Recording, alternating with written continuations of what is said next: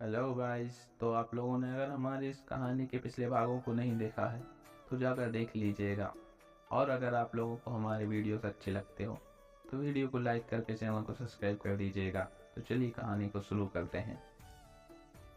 खून का रिश्ता ना होते हुए भी विवेक का चेहरा देखकर अर्जुन ने समझ जाता था कि उसे कोई तकलीफ है। सच है, कुछ रिश्ते खून के रिश्तों से भी ज्यादा गहरे होते हैं। एक बड़ा सा हॉल जिसमें बीचों बीच सोफे लगे हैं और उन सोफे के बीच एक कांच का टेबल। सोफे पर एक 70 से 75 साल की औरत बैठी है।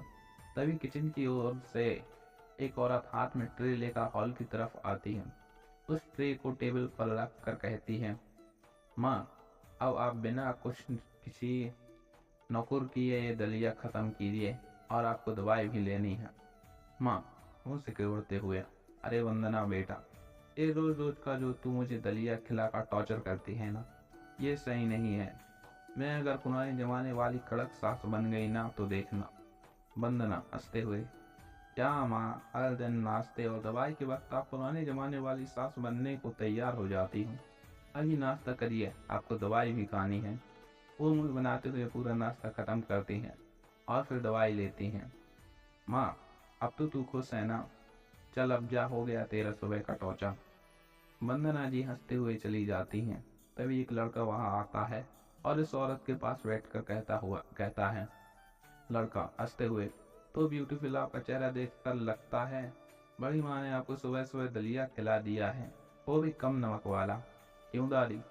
दादी हंस दादी हंस ले प्रियांशु बेटा, अभी अगर मैंने मेरी छड़ी उठा ली ना तो तेरी टांगे तोड़ दूंगी। वो जो डॉक्टर जिसने मेरी जिंदगी में दलिया और उबला हुआ खाना मिलाया है वो तेरा ही दोस्त है ना? पक्का तूने ही उसे कोई पट्टी पढ़ाई होगी। प्रियांशु, अरे दादी, आप भी ना बड़े क्यूट हो और आप तो मेरे फेवरेट हो। भला मैं आपकी जिंदगी में दलिया मिलाने लगा? प्रियांशु व्यास, 26 की उम्र, साफ रंग, क्लीन सेव, काली आंखें, जेल से कटे हुए बाल, 5.9 के हाइट, लाल formal brown waistcoat, white shirt और हाथ में ब्लेजर लिए हुए, शरारती और मस्तिखोर, गुड लुकिंग बंदा।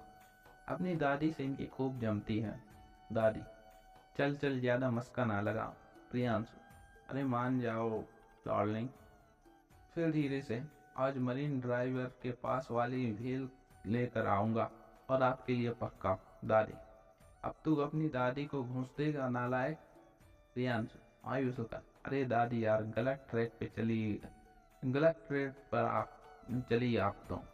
चलिए ठीक, मैं जाता हूँ ऑफिस।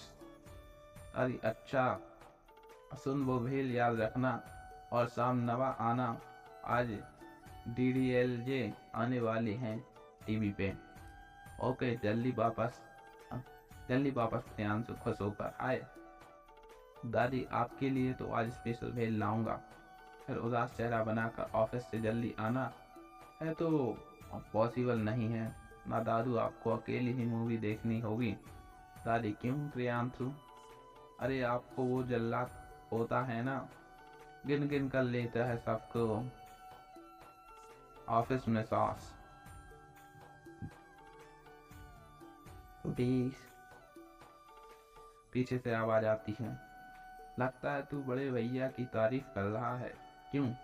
एक लड़का प्रियांशु का हमनबो अपनी शर्ट की स्लीव्स फोल्ड करते हुए सीढ़ियों से नीचे आ रहा है। लड़का, क्यों प्रियांशु? प्रियांशु भाई, नहीं तो हम उनके बारे में बात ही नहीं कर रहे थे। क्यों दादी? दादी, हाँ बेटा, अब तो शाम को DDLJ देने वाली है ना, उसी के बारे में बात कर रहे थे। लड़का घुटनों के बल दादी के सामने बैठ जाता है। लड़का, दादी प्लीज आप अपना ख्याल रखो, आपकी तबीयत खराब होती है ना तो हमारी जान निकल जाती है। अपने अपनी दवाई ली? दादी, बच्चा, मैं बिल्कुल ठीक हूँ, तू चिंता मत कर। और अभी तो तेरे खेलने की उम्र है।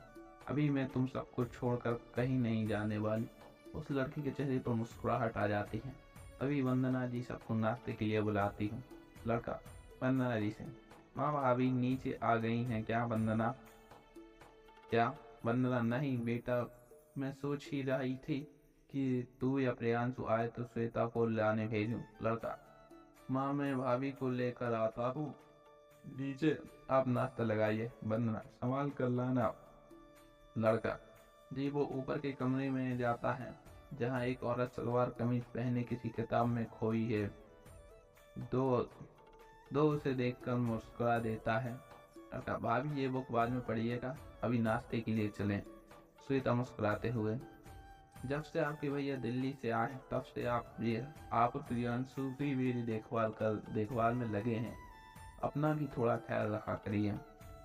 वो लड़का श्वेता का हाथ पकड़कर बड़े आराम से सीढ़ियों से होते हुए नीचे लाता है। दोनों मुस्कुराते हुए नीचे आते हैं। नीचे पूरा परिवार नाश्ते के लिए उन दोनों का इंतजार कर रहा था। वंदना श्वेता का हाथ पकड़कर उसे कुर्सी पर बैठाती है। आइए आपका परिचय करवाते हैं व्यास परिवार से। एक बीच वाली चेयर पर एक आदमी बैठा है, 50 के आसपास की उम्र, पूंछों के साथ जवाबदार व्यक्तित्व। इनका नाम है विजय व्यास, व्यास परिवार का सबसे बड़े बेटे। इनका अपना कारोबार है, बीके ग्रुप ऑफ इंडस्ट्रीज। उनकी एक तरफ वाली कुर्सी पर वंदना व्यास बैठी है, जो कि उनकी धर्मपत्नी।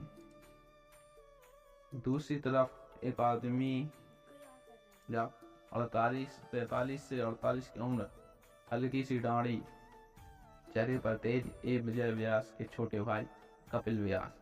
कपिल जी के बगल में इनकी धर्मपत्नी रचना व्यास।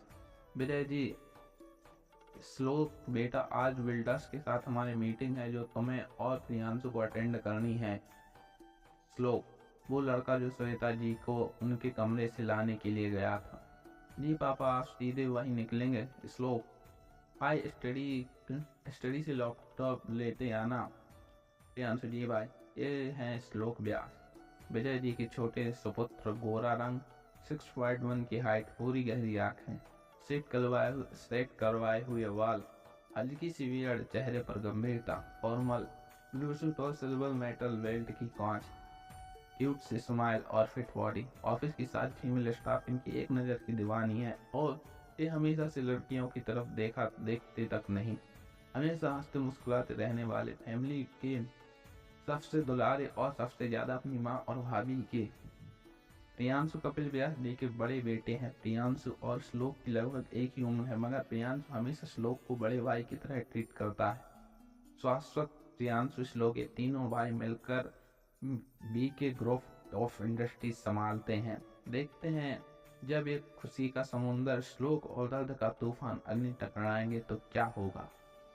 अगर आप लोगों को हमारी ये कहानी अच्छी लगी है तो वीडियो को लाइक करके चैनल को सब्सक्राइब कर दीजिएगा, और आने वाले मतलब इसके नेक्स्ट भाग आएगा उसके लिए कमेंट कर दीजिएगा। हमारे इस वाक्य यहीं पर अंत होता है। नेक्स्ट भाग के लिए ज़्यादा से ज़्यादा कमेंट कीजिए।